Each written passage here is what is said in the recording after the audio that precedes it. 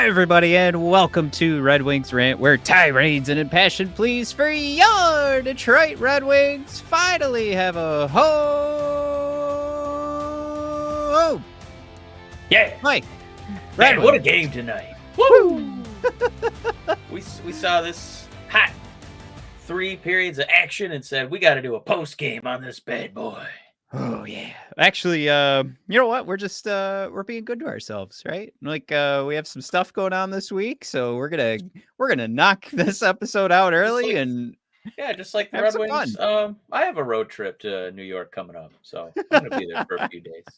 Yeah, you just missed that one by a couple of days, and you could have. Oh, I could have been there tonight. You could have caught this one to watch the Shesterkin show.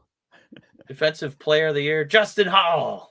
He actually, that was a really nice assist. I gotta say, pretty good. You know what? This is 2 games. This is 2 games for Holl. Even Larkin. You know, he had that wild gesture. He's like, "That was all you, buddy. That was you. I like it very much." It's really hard to point with those gloves, but he got that one finger just pointed out right at Holl to give him all the credit for that goal.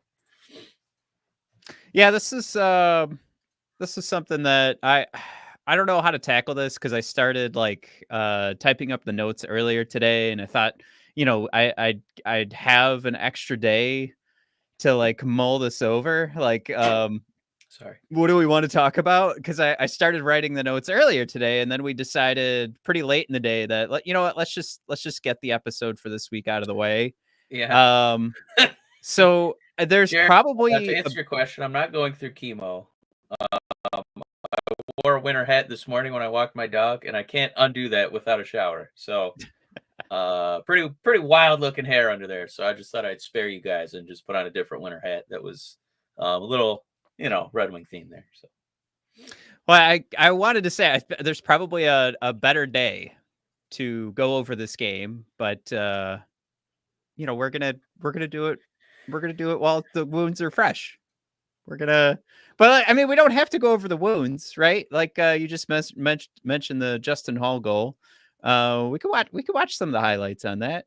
A nice play from Larkin to Kane over to Holl, and I mean, this is what we're talking about, Mike. This is the kind of stuff I feel like we weren't getting those active skates from Holl last year. We weren't getting more of the responsible play, more of the choice play, the choice offensive plays from Holl. So we're getting those these last couple of days, and they look pretty.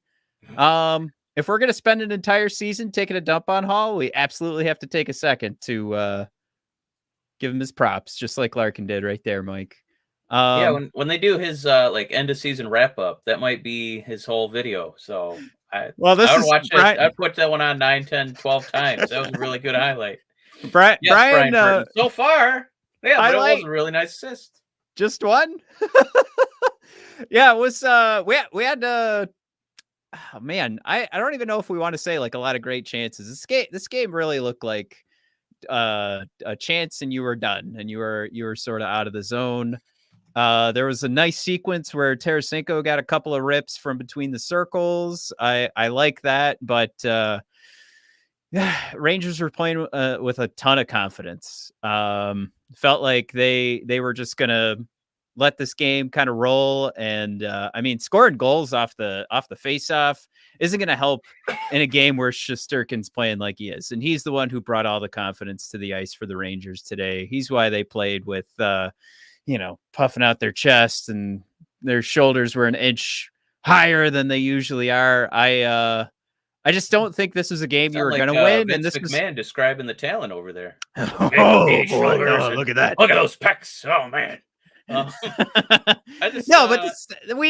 I chalked this one up as a loss before the season started, so I'm not really surprised. I don't want to pat ourselves on the back too much, but I mean, the Rangers are a serious team. They have real top 6 forwards. They have a real goaltender. They have a defensive scheme. They're ready to go win a Stanley Cup. So yeah, I'm not going to kill them too much if you don't have the home ice. They have more talent. I think their scoring chances were more plentiful and more dangerous. I know you got some fun high danger versus low danger shooting percentage stats coming up for us. But yeah, just I don't know, just a superior team. I would like to one day be as good as the Rangers. Um, I do want to qualify. Like, I'm not patting myself on the back, but I want to come back to kind of how we laid out this weekend, this past weekend. So now it's Monday. But you kind of needed 2 wins because you got a kind of tough month. You saw New Jersey is looking pretty good. New York now they've got Shesterkin settled. That second game wasn't as great, but this is certainly what we just saw tonight is what the Rangers are going to expect from a result from Shesterkin. You got him again on Thursday, and I don't know why with 3 days of rest that you're going to expect a different result unless there's a different goaltender in that. So yeah, it's just one of those things where it's like if you're going to face him twice, yeah, you're really crossing your fingers that right? things are going to go your way. So maybe we get the split, we get the win. But Crimson, welcome aboard, saying, he's in lockstep with you, man. The amount of work it takes to score on Igor is ridiculous. Yeah. And then how about that quality ice at Madison Square Garden? I was talking about it with my lady, and I was like, hey, that's where we're gonna go see Billie Eilish on Friday. She's like, on that ice rink? I was like, yeah, they also play basketball there. That place does everything, except quality ice. I'm sorry, Crimson. Well, so it's going to turn into a Billie Eilish concert for 5 straight days. So maybe they were already kind of starting to defrost that bad boy a little bit. Well, Mike, you mentioned the low danger chances. I don't know if everybody recalls, but a year ago we were really ragging on the Wings because they led the league in low danger shooting percentage, which we do think was of course. Don't forget, not only did we lead the league, we're going to be the greatest low danger shooting percentage team of all time. Yeah, I feel like people since they started tracking the stat. Yeah, people weren't really, and I think that comes with like, oh, how do you track what a low danger shot is? So based on natural stat trick, right, or evolving hockey, like the way that they're judging low danger, medium danger, high danger, that can come with some bias based on where you're getting the information from. But either way, they're not trying to make one team look better or the other. It's just the formula that they're using. But for better or worse, however you guys want to look at that, we kind of looked at it as a for worse. We were leading the league in low danger shooting percentage. It wasn't anything that you can really track from year to year and hope continues to roll for you. But it is, we're going to track this all season. But so far, right now, compared to our 11.6% that we were at last season, we're now at 8.1%. It doesn't help, Mike. It's not going to help to have Shesterkin once in your first 3 games. It's not going to help to have him twice in your first 4 games. But certainly, again, that's where you got to start to take advantage of some of the other games, the other teams that you're facing. It's hard to take advantage. It's hard to take advantage of Saros against Nashville, but you did a pretty good job. Obviously, we'll talk about Cam Talbot in a second there, but this will be something that I made this slide. I will be tracking this all season. It's something that was very scary to us. Is can this number continue from last season? And so now through 3, we've dipped. Yeah, that's okay. Well, Matt, our listeners do have a suggestion. I think it was Dan B. I think it was probably in the chat on Discord. We need to screen the goalie more, and Jared trying to whisper sweet nothings and pandering to me, which I will never turn down. First of all, saying that Big Rass should be parking himself down there, and also maybe Soderblom. Jared, you flirt you if he gets called up. I don't know if we're maybe going in the way back machine. I don't know if that's really something we're going to get into. Matt, is that a thing that teams still do? 2024. Yeah, we need to get some bodies out front. I would say if you guys watched what I was watching today, Berggren was getting dogged all day today. He could not get the ground that he wanted. He looks ripe for a send down. Yeah, he looks absurdly overmatched. He does. He looks ripe. He looks weak. He really got shoved around today, and it was ugly to watch. I was just like, kind of cringing. again, how many times have we talked about like he is a right place, right time kind of guy, and there were still a couple instances where he did find himself in perfect position, but man, they can just bully Berggren on New York's defensive side. They they handled him with ease. So I mentioned that too because that's been a source of some consistency, at least in the preseason and then the first couple of games. And what you saw was, Rasmussen Kopp have Fisher out, Berggren in, and that line just, I don't know. To me, just watching Berggren get bullied as much as he was not fun to watch. I really like Tarasenko today. I'm kind of taking a peek at these numbers. I thought he was very noticeable. I thought his stick was pretty active. I thought he got a lot of good chances right out front too. But like you look at this list and like, are you asking Larkin to get up front? On the second line, I guess you want Comfort to go out front. That's what I was gonna say is that the way Yeah. this roster's structured, it's not really dudes, taking pucks in the biscuits, to get goals. I mean, Larkin, skill player, Raymond, skill player, DeBrincat, skill player, Cop, we'll move on. Comfort, well, Vladimir Tarasenko, skill player, Kane, skill player, Rasmussen, maybe, Veleno, and then Fishman, he's out. Bergs, skill player, Mott. I don't I Yeah, don't know if he's he's not even big gonna enough really to have get that that. Yeah. opportunity. So we don't really structure our roster to station dudes out front. So I don't hate the big Rass idea, but just kind of Well, gotta get the ice time and control the puck to make that work. for sure. And you think about the deployment of Rasmussen and Kopp and the regular deployment with Fisher, and that's going to be dedicated like shutdown line is what we've been told so many times. And, you're just trying to figure out like, well, is there a better way to use this or we're good? We're like good, like this is the line, like it'll be 50-50 split. There's no offense, no defense, or I'm sorry, no offense going either way. That's what I mean to say. And, when you're down 3-1 in the third period and you shoot that line out there, I see Kopp struggling to get the puck out of the zone. He's getting turned around in circles. He's still got that speed problem. And then throwing the puck up to Rasmussen, who gets the puck up to Berggren, who just gets bullied off the puck. And he might have the best opportunity out front, but he's not getting himself in a strong position. So Yeah. you're kind of, yeah, you're really setting that line up, especially in the position today where maybe some grit from Fisher, and Fisher's been moving the puck really well too. I thought in the preseason, these first couple of games before tonight, before him being out. I think he was I one of thought, the low key energy guys too in the Penguins yeah, bloodbath. yeah, for sure. I'm one who I wouldn't be the first guy saying make sure Fisher's out there in this lineup. I am not that guy, but I did really think that he was bringing it, and I thought that he was transitioning between zones well, and I thought he was doing a good enough job to bring the puck right between the circles, which I do feel like we struggled with that on the first game. Got a little bit better against Nashville. Had a couple chances tonight. All right. So what did happen though, But Mike? Uh, I did want to say before we got into that next point, just the comments were kind of coming in hot. oh yeah. People calling out Cop for being a big zero tonight. He's only noticeable when he tried to score on his own goal. He did. Where's that He one? that was Crimson. He if you looked at the stat sheet from our win, he gets credit for a goal, kind of.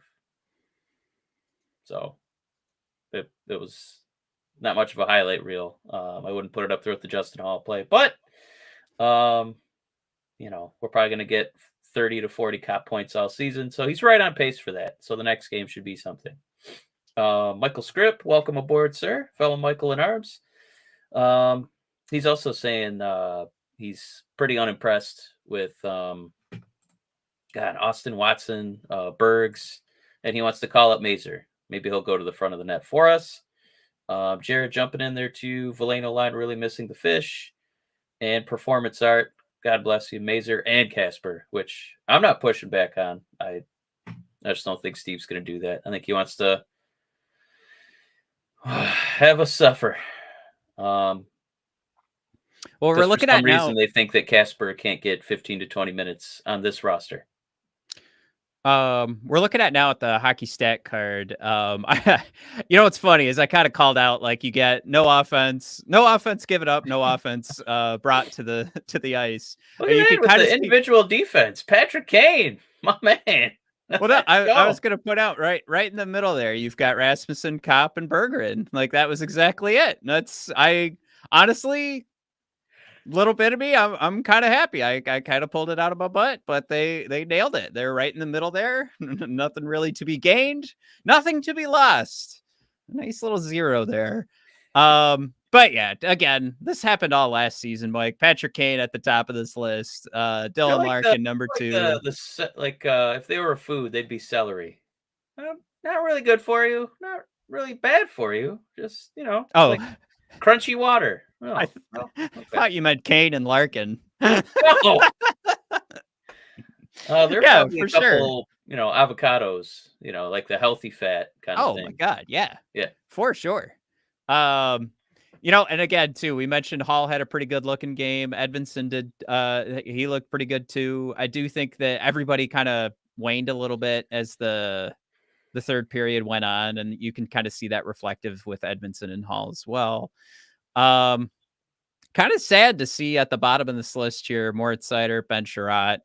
Um, Really, again, this is going to be a tough assignment all night for Seider and Sherratt, especially Seider, because he's basically got nowhere to run with this lineup. And you want to make sure that he's going up against the best of the best, but it doesn't just stop with one line. And New York's really starting to throw out Can the depth too, especially with Lafreniere while while finally we're getting his big push.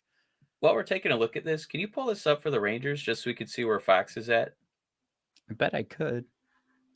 But yeah, you glossed over Lafreniere, and I was listening to the New York broadcast because I don't pay for sports anymore. I steal the broadcasts. Good for you. And they've been pretty happy with Lafreniere. Either a goal or some sort of point in every single Ranger game so far. So he had a pretty decent season last year, and it looks like he's off to a pretty good start this year. I mean, yeah, especially like when you're going through this list and you're getting down like halfway through this and you're still looking at the Kreiders. I mean, Filipino is going to have his time in the sun all season with the Rangers. Like eventually it comes around every once in a while for him. And even Capo down at the bottom and Kako and Adam Fox also at the bottom there. But still, like that's as bad as it gets, and that's really some of the best hockey we're going to get is some of the statistics you can see on the Rangers side here. But yeah, of course, we haven't even mentioned Zibanejad and Panarin yet. But that's essentially where I'm coming from, where it's like we talk all season last year about Seider's tough assignments, and it doesn't really get easier as you go through this lineup going up against the Rangers. There isn't really a spot for Seider to hide, and as we've talked about in the preseason, is there a place for Seider to kind of escape the tough assignments and find some way to get some offense for us? Not today. Nope, wasn't gonna happen. But yeah, it's hey, there's a reason we looked at this game again. Not patting myself on the back, Mike, I swear. But we sort of chalked this one up as a loss, and that's because this was good. It was going to be tough, and there's more to the point of the conversation where you kind of had to find a win against Pittsburgh. But Mike, Can I before we we did, move on? yeah, for sure. I just Crimson's really been cooking tonight, and so is Brian Burton. Thanks, Brian. Crimson saying getting to the front of the net on the net. Where was that one? Oh, Steve runs his team like a man not worried about his job. Whenever we get enamored of another prospect, and it's like, God damn, how long we got to wait for these guys to get called up? That's exactly what it feels like. Like a GM with a little bit of pressure from ownership, be like, all right, I gotta make some moves. I gotta do something that sizzles. I gotta get these prospects on the ice, see if I got something worth keeping, or maybe it's a guy I gotta try and trade. Steve knows that he's got this job until he's dead, so it feels like I 100% agree, Crimson. Feels like a complete lack of urgency. So Couple other people here, like Brian saying Wings want to keep Casper in one place, let him settle in, so we won't see him unless like catastrophic injuries. Um, I I guess I I mean I think I agree. That's what the Red Wings are doing. It's just we're 3 games in, and I don't feel very confident in this team being a playoff team or a fringe playoff team. It seems like we're going to be on the outside looking in again. Yeah, I mean, you kind of look around the league too, and I don't know. All right, this one I am going to pat myself on the back for, but I did say Matthew, Utah was going to don't come tear out your hot. rotator cuff there. All right, go ahead. I did call the Utah coming out hot. But what does hurt about it is Dylan Guenther. And that was a guy back when you and I were covering the drafts, and that was our third draft that we were covering. So you go Sider, then Raymond. And then we were looking for some. We were like, you know what? We like this Sider cat. Let's get some more. We need some superstar talent up in the top 6. Dylan Guenther, one of the guys we highlighted. The Wings go with Simon Evanson. Don't hate it, but it is starting to hurt a little bit now when you start to see Dylan Guenther coming out hot with 5 goals in his first couple of games, and you're like, shit. But it hurts. It hurts now. But chances are Dylan's not going to stay as hot through the whole season. But that's the kind of stuff as a Red Wings fan right now, and you see Utah pulling off that kind of stuff, and it just. Oh man, do we want to see something a little bit more exciting than You what we're mentioned if looking at Utah right gets in now? the playoffs before we do. I mean, man, a catastrophic end to the Coyotes, and then move on over to I want to say Salt Lake City, just like New York City, but yeah, moving on over to Utes, and they're looking good. They're going to be a fun team to watch. I mean, Clayton Keller was always going to be fun. Dylan Guenther, if he's going to roll them off. I mean, it'll just be fun to see a team too that was treated like garbage for the last couple of years and actually be in like a real facility and have an owner that actually cares about them. I think I would cheer for them the same way I think the rest of America's cheering for the Detroit Lions right now. Not that I wanted to bring that up and make us all sad since Hutch is out, but Oh, too soon. I don't want to talk about that. I was done with football the whole day. I was done. I apologize. But yeah. So what did happen over the weekend, Mike? We did get Cam Talbot now in the top 5 in the league. Good He news. goes Yeah, above here we go. expected. Yeah. He gets the shout out. Mike, as much as I was patting myself on the back, I was the one who could not stop talking about the analysis of Cam Talbot in his game and how it would not work. What a professional too. We were there in the Penguins bloodbath when they basically scored 7 or 8 goals and they only got credit for 6. Talbot showed up seeing that Husso was going to start, and he actually had a backwards hat on. Now, if that was me, you're like, wait, I'm backing up Husso? I'll just sit here in my goalie helmet because I'm going to be in by halfway through the first period. So good on him to actually wear a hat and be like, I probably I'll get the day off before he had to come in and finish that one up for Husso. And then, he looked awesome. And our defense was, let's say this too. Husso did play like garbage in that first game, but our defense didn't really help him out at all. Like, no. God, we Matt, I remember you tallying, what was it? 3 plays along the boards on one shift that Ben Sherratt lost that led to a goal. I didn't even know you could lose 3 board battles in the same shift. Like, it feels like, there should have been some turnover and some players changing. But no, he stayed out there and lost those 3 battles and gave up a goal. That's a testament to how badly the Penguins didn't actually want to win that game. They were like, no, it's fine, Ben. Try again. All right. Come around the boards. Turn over again. But no, that really was what do you call that? Practice of ineptitude or something. I'm not thinking of the right words, but just passing back and forth between the Penguins and Ben Sherratt, and eventually puck would end up in the back of the net. But that's kind of how you got to this point. you can see the heat maps here. I brought them up on both sides for the Penguins game and the Predators game. Now, Red Wings give up 40 shots to the Predators. And I just, it was called out by Lalone in these two games to see the difference here.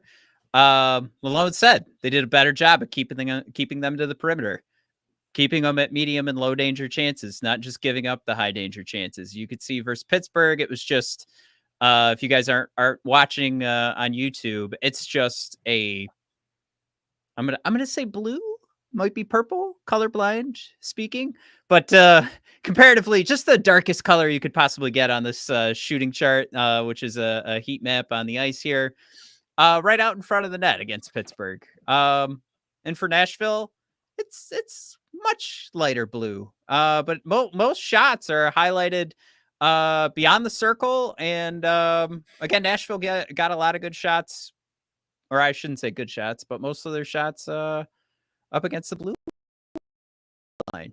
So did a good job of preventing what was going at Talbot, and exactly what like we talked about Jesse Granger all off season in his analysis of Cam Talbot's game. That's what LA was able to do for him all last year. But yeah, he got that kind of performance from the Wings, and he turned in a Cam Talbot performance. He didn't have to worry too much about what was going on up front. There were a lot of shots being peppered at him, but nothing too dangerous. And it's good to see that, with some of the goals that went in against. It was. So but think about. I want to credit Talbot as much as possible and still kind of discredit our defense. I do. You're right. Talbot needs a ton of credit. And the point I was going to make was just think about one of the shots. If you look at the Pittsburgh chart in the at the point was a goal that should not have gone in. And it was one of the low danger shots that Husso missed with his glove, as you can see on the chart here. Like, that's the kind of stuff that just cannot go through. So regardless of where the shots are coming from, Talbot not only stopped them all, but he didn't let in any ugly ones either. And just not good. And I thought again tonight, like Lyon, he wasn't super guilty of any Husso goals tonight. So I think you've got your tandem for the rest of the future or for the rest of the season. And that's probably why we got this one earlier this week. Husso got put on waivers, I should say, yesterday. He does clear waivers. He's down in the minors now. That, of course, was so that we could bring up Austin Watson, and he could play tonight for the Wingdings, as injuries are kind of piling up a little bit to start the beginning of the season here. But still, I think was a little experiment here. Their first time sending a goaltender down to the minors to make some room on the roster. I think you found your boy, because for some reason Steve wants to keep his 3 goalies. One of the salaries is way too high for their shitty performances, and I think they'll be able to rely on this, Mike, for the rest of the season. little victory. How many more starts do we get out of Husso for the Red Wings this year? I'll say, do I get an over-under? Over-under of 5. Over. Wow. I'm going under. I'm going to say 10. That's, that means an injury, basically. I don't think he's getting 10. Yeah. There's a few comments in here I did want to hit for us here. Oh, Brian did want to acknowledge that the Rangers basically did to us what we did to the Predators. As far as like making sure that we didn't get shots in a great spot. We've got a little bit of heat right out front, especially where Larkin got that crazy shot off, which is hilarious that that's called a high danger chance. It's in a high danger area. So Larkin's falling over. It felt like a low likelihood with him flying doing a belly flop onto the ice while he's shooting. The interesting thing I thought with the Rangers shot chart is just how heavily it is on one side of the net, going at Alex Lyon. I am very curious now to see if he has a much weaker side of the net compared to the two, and if this is a scouting job and they were like, nope, all the shots are coming from this area, or if this is like a Rangers thing, if they just have more sticks on this side of the ice. So I want to dig a little bit more into that, but this is not spread out on the Rangers side, but effective for them. They win. We got another one of our regulars, Jim. Good evening. Glad you're here. Saying, hey, boys, our pee-pee is non-existent. Red Wings have no pee-pee. Matt, is this attributed to... do you think this is the Ghost Bear? That's what I was going to say. Is this the Ghost Bear factor, and the Ghost Son is just no Ghost Bear? Well, I mean, he's now not making the cut. So I think he showed a very weak game against Pittsburgh, and was something that Mike, I called out before. We both called it out before the season started. There's a lot of justification for bringing in Gustafsson, and a lot of people saying like, I think this could work. And it was a lot of like, based on what? As a guy in his career has never like entirely shown that this is like Mr. Reliable. This is the difference maker. So, and you were asking him to take on quite a role with this team. And, I don't know. I think what we saw was just kind of like another, whoever our pro scout is, we got to go to DetroitRedWings.com. Because whoever our pro scout is and picking up defensemen, it's so far it's not working, Mike, in free agency. In free agency or trades, can anybody point to a real win so far for us, especially with the ugly starts for Shutout and last year Petrie and Holl not being able to stick on the team? Can anybody point to something that our pro scouts have been able to bring in for the Wings to make this work? Because I can't. Anyways, but yeah, I will say that Gustafsson, he's not lighting the world on fire right now, but he's only gotten one game. But he scored 56 goddamn points for us last year, and it felt like, all right, maybe the defense wasn't phenomenal, but I felt like we had some teeth in our power play. Yeah, I'm really bummed we let him walk.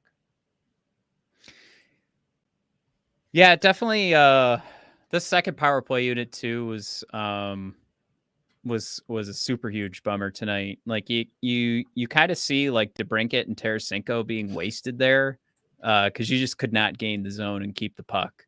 So I'm trying to figure out like what is the decision that's going down here. Like looking at how the first power play and the second power play are built, and knowing like some real opportunity to like sync up with like career chemistry, especially with DeBrincat and Kane and the stuff we saw last year. Like I don't know if that's being forced. It looks to me like it's being forced to separate these two.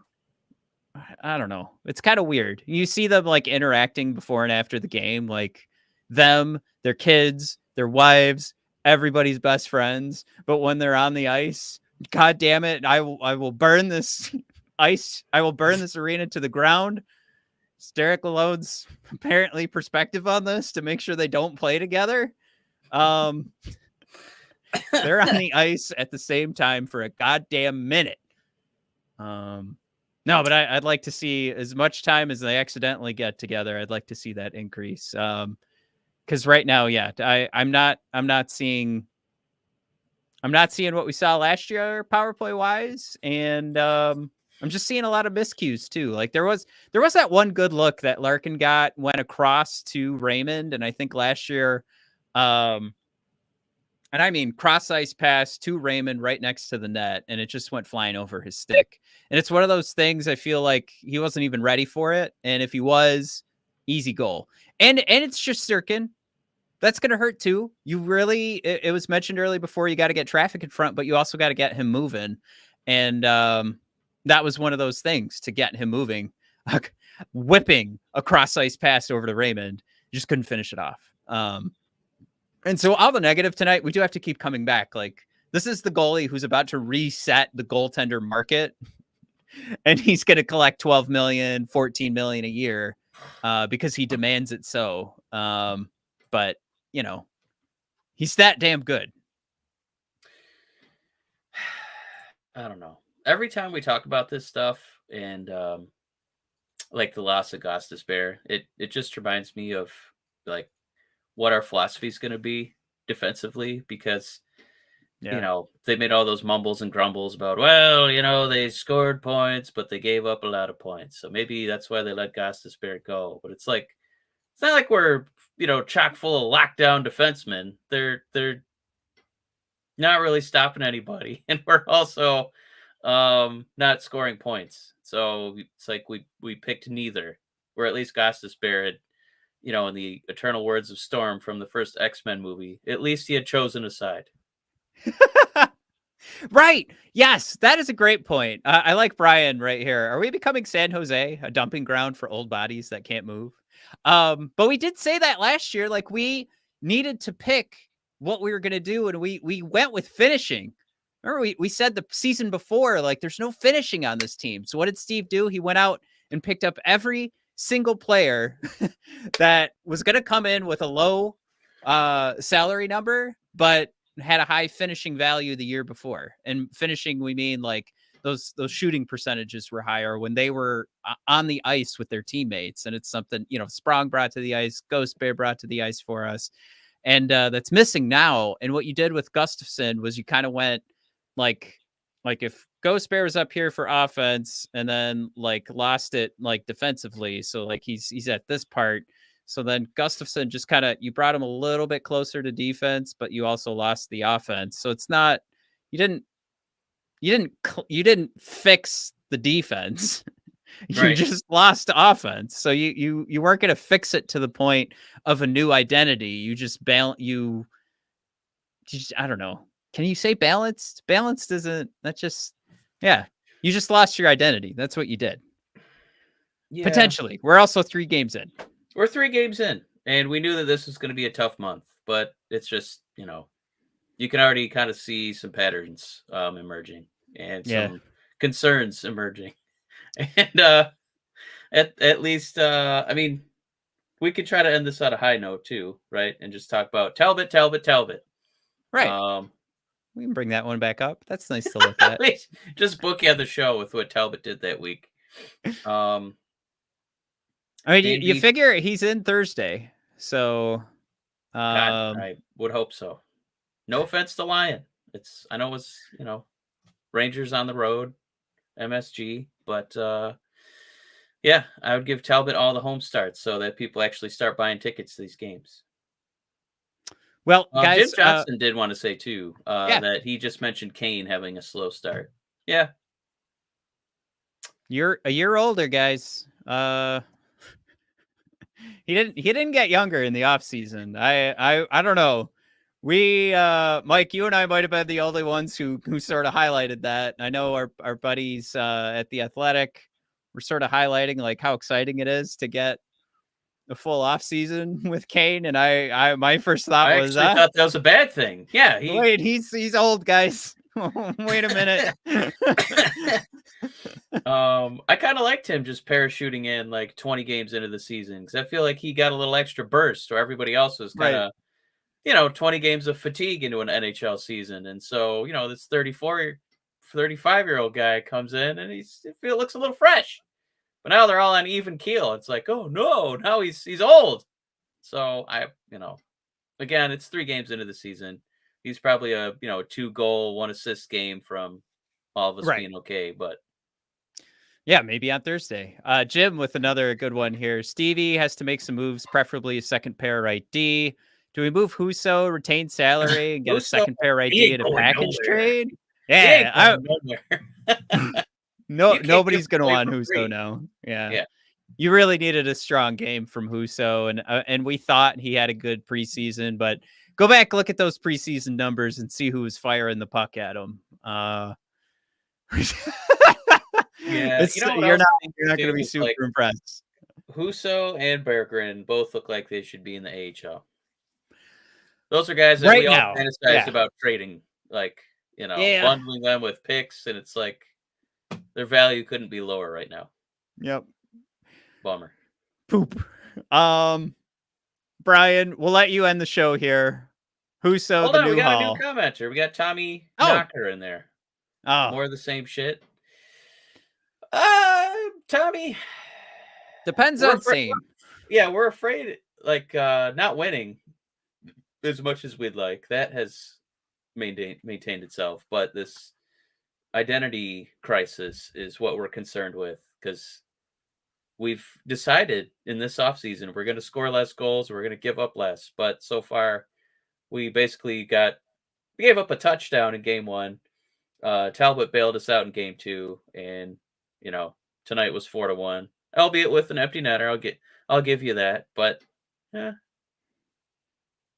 really coming out firing on offense. I think our defense has been a little shaky, and we're still trying to figure out this goalie rotation, I guess.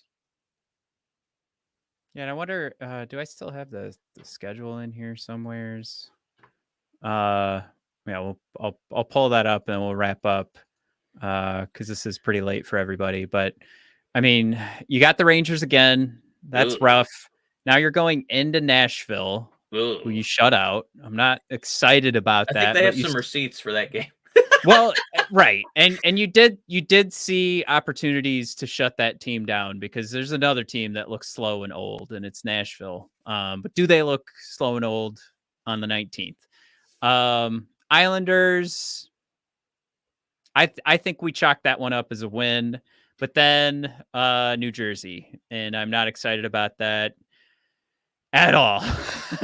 You go into Buffalo.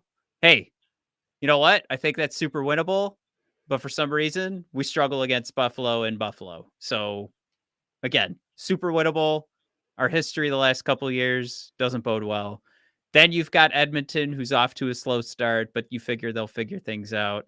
And then Winnipeg. So, honestly, I mean, 1, 2, 3, maybe 4 or 5, like, potential winners here. 3 you probably need to get before the month ends. And if you don't get at least 3, oh boy, are we fucked.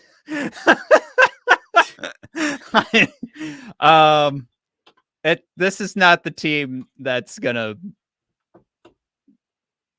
run a streak up, right? Roll off 20 in a row. You really needed to get off to a hot start here, and that's I know we're kind of like talking about this, and we're 1-2, and it feels like the season's over is the way we're talking, but the way we look, I mean, there's a chance that maybe they see if Tyler Holton and Bo Brisky can open up a few games. That'll kind of help turn things around. But before we go, we do have one more new commenter, Sammy Shajari. Apologies if I butchered the last name. Asking, does Chowdhury? Does Big Rass have negative hockey IQ? No puck possession hockey whatsoever.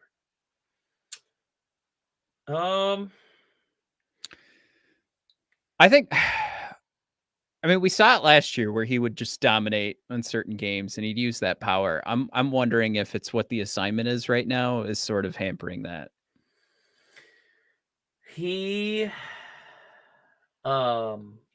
I can remember, I think that I'm glad that you brought that up, because he had a couple games, I know it was against Florida, where it felt like we were really getting hammered, and the only player who kind of stood up to them and showed some chutzpah, some chutzpah, was Big Rass. So it's almost like his time will come, but it doesn't look like they necessarily get in his ear to do X, Y, and Z unless it's, against certain matchups. So I think he's going to be more of a matchup dependent player, because he's proven he's not, a top 6 guy, and, not everybody is. It's a hard job, but yeah, I think he's going to be matchup dependent. He's almost like a Boban Marjanovic when the Pistons had that 7'3", 300-pound guy. Oh, Dan B saying Austin Watson will save us. Right, give you a Pop-Tart. Jared, what was the final vote on the Pop-Tart poll? I'm guessing I was the only person who actually put in a vote because I couldn't figure. I'm so old and not with it. I made that poll and I never figured out how to share it. Let's see what happened. Let's take a look. This will then we we do need to. It's bedtime. I gotta go to bed. Is it night time? Yeah, it's let's see. What do we got here? Let's go to the post. Holy mackerel, guys. Wow, that's a lot of votes. Okay. Your winner with 41% of the vote, brown sugar cinnamon. Hey. Second place, 33%, Mike. Blueberry. Blueberry. I told you guys. Blueberry is slept on. I'm sleeping on Blueberry. I'm so happy that so many of you guys came to bat for Blueberry. Cherry and s'mores both get 11% of the vote. Man, no Wildberry? 4%. Where's Wildberry? 4%. But you look at this, you kind of want to take away brown sugar cinnamon and see what happens with this poll. Because there's probably, you take away brown sugar cinnamon, there's probably some cherries, there's probably some strawberries that get a vote. But wow, yeah, I really thought Wildberry was gonna climb the list a little bit. Man, we got two new commentators. Debbie Susan saying about this Red Wings season so far. Nothing changes. Same story, same results. It does feel a little bleak, Debbie. Matt and I are not pumped so far about the start of the season. That hasn't stopped me from buying a couple tickets and going to the games. I got a couple games scheduled. I'm going to be 3 total games in October. Giving a lot of money to this team, Matt. But we said 4 wins this month. We can do that. We're on pace. We got this. 4 wins. As long as those wins include the Devils game and Winnipeg, then I will be happy. Okay, cool. And Dr. Chib Richards. My God, what a name. Dank tarts. Wow. What a sick reference, bro. I love it. Dank tarts. Oh, Brian. All right. Blueberry be it. Hell yeah. Love it. High five. But also, Lalone is the heat going up. And he also does, throw out there. Steve doesn't feel any. For sure. Brian, Lalone, Mike. I think for a serious team, yes. For this team of clowns, no. We tell Yzerman's he's taking his time. He's leaning back in his chair. He's got all day to watch this team. We're growing right now. We're learning. That's how it should work. But I'm worried it won't. I'm worried that the heat will get turned up on Steve, and then he'll. Not that I love Lalone. I don't know why I'm worried about it, but I don't know. Dan B, God bless America. We are 48 minutes into this episode. Maybe comment of the episode. Dan B, I think you're the winner tonight. The Penguin never feels the heat. Well done. That's it. Dan. We got to sign off. All right. All right, we gotta jump out of here, guys. Thanks for coming along for a late night. Only 3 games in. Some positive thoughts for Aiden Hutchinson. My God. Oh, and this Red Wing team, I guess. Tib Fib, man. Oof. Yeah. If he comes back, I do love that. He plays next week in an aircast. My God. The national media jumped on board with the Max Crosby trade. Did they really? Like Dan Orlovsky was like, the best team in the NFC needs to trade for a new edge rusher. Crosby's your man. I was just like, yeah, let's do it. And he's like, get rid of 2 firsts. This is your year. And I'm like, hell yeah. Because then think about Hutch coming back at the NFC Championship game, and you've got Crosby and Hutch on either side. Man, it's done. But that's too much smoke for me. I'm not going to go to sleep tonight. He's got a 4-year contract though, right? So you bring in Crosby, and you've got a core defensive line. Even if you don't win a Super Bowl this year, I don't think it works, because I think the Raiders would have to eat a lot of money in a trade. That's why there's never fun trades like that in the NFL. It's Vegas. They got money. All right. See you guys. Peace.